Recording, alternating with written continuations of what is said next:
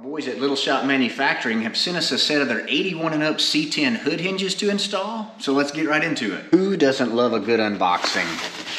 And these guys do boxing right, so sticker, directions for their instructions, directions to their instructions. I don't know if I'm saying that correctly. Below the product description on their website, you will find a PDF document that will show you the step-by-step procedures for doing this, so please don't take this video as a substitute for that. I love how on purpose they left a spot to put the free t-shirt in here. Now we'll point out that we asked for the black anodized one. I think that's like a $40 upcharge. But the other ones will come bare aluminum.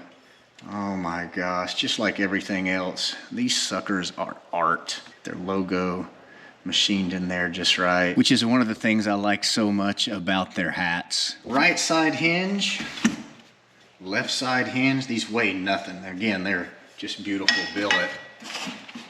It's like, here's the ball mount to go up here on the hinge area.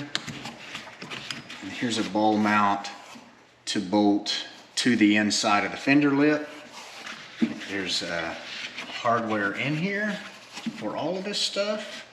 Well positioned. I like this layout. This is a really nice touch. The struts that they send you are going to be for the stock hood weight. If you're running a lightweight fiberglass hood, you definitely want to use a lighter weight strut, which they offer. You can order it that way. Also, if you've got a heavier hood, I don't know if some cow hoods have a little more structure to them, or if there's modifications to it that it carries more weight, you might want to use a heavier strut.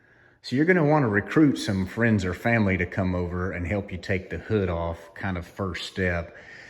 Because one small mistake can be very expensive, especially if your truck's painted. Whereas the patina guys are like, psh, ours is gonna require probably a little bit more effort because we'll have to dress up where this spring goes instead of the hydraulic shocks. We're using the Slosh Tubs mild tubs, and we have Mike's fender liners as well. Next step in this process, carefully remove these windshield wipers, which I use something to pry up from here.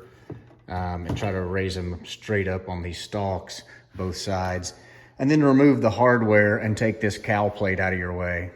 By the way, this is probably a good time to point out that this entire truck build is on this YouTube channel, GreaseMonkeyTV, so you can subscribe and find the playlist for that.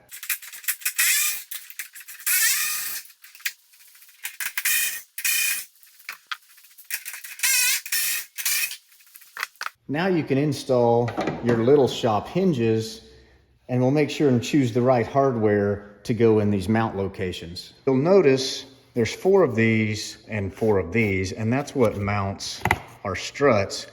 Then you're gonna have 2 different types of hardware. The ones with the larger washers and smaller bolt are gonna go through the hinges here and into the hood. But these guys have the smaller washers and the larger diameter bolt, and these are going to hold the hinges to the top of the cowl. And I'm just going to run these down by hand with this 7/32 Allen socket.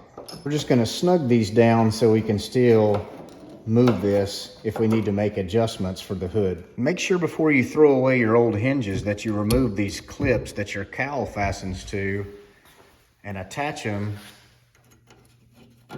to your Little Shop new hinges.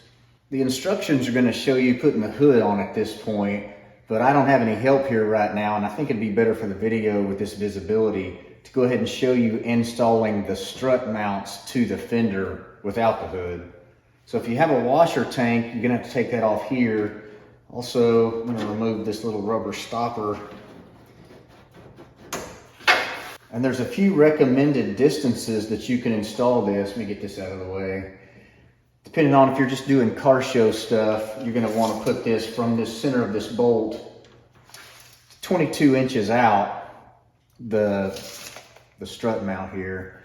Stock is 20.5. They recommend 20 3/4, so I'm not really sure how much a 1/4 inch is going to affect this situation, but take their word for it.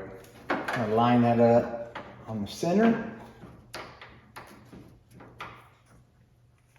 Mark where those holes need to be. I always recommend protecting around your work surface with some painter's tape.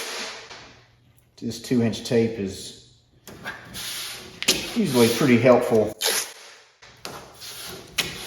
Matter of fact, you probably could tape here next to where that cowl panel is to be safe as well when you're doing those earlier steps. And if you're going to drill something, use a punch to make sure you're going to be drilling center and the bit doesn't walk around. And start out with a pilot hole before you go to the full size that you need. Make sure and stay off your fender with your drill.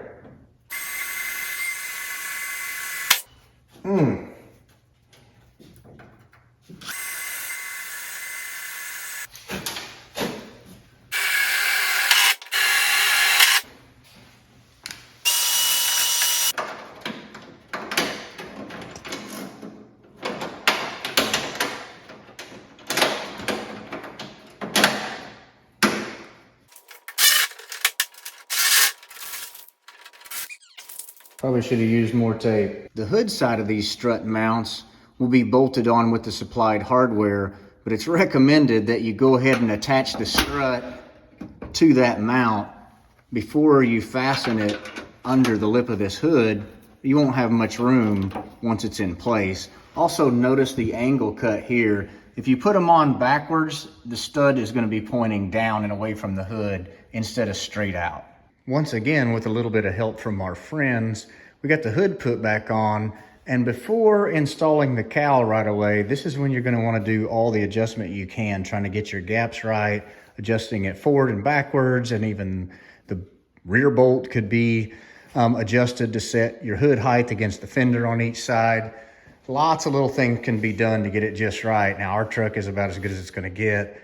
And now I can put the cowl panel on. It's really handy having these shocks already hanging on the hood. So whenever we put the hood on, all we had to do is just press these in place on their little mount. Now, this may sound silly, but one of my favorite parts about this is right here. That hydraulic shock sound on an 86 model truck. Yeah, I guess you could say they look pretty awesome too, especially this black on red combination. And kind of give you an idea, the height that we chose for our hood, I don't know, it was kind of the recommended height. It's sort of show car height, but you can still get in there and do what you need to do as far as servicing the truck, just normal things. So I do like it. If you were under there a lot, changing spark plugs, say that was a race truck or something where you're constantly monkeying with it, definitely would want to raise this hood up and mount those shocks a little further back. But I can't imagine them putting them any further forward. That's a total show car look. See if I can get back a little further so you guys can see.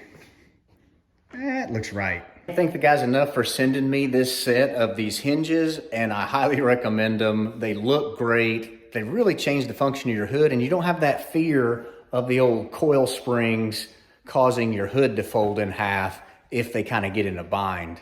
If you look below, you'll see a discount code that gives you 5% off everything on the site for Little Shop Manufacturing. So appreciate you guys if you'll go check that out. I hope you enjoyed the video, and subscribe. There's plenty more content.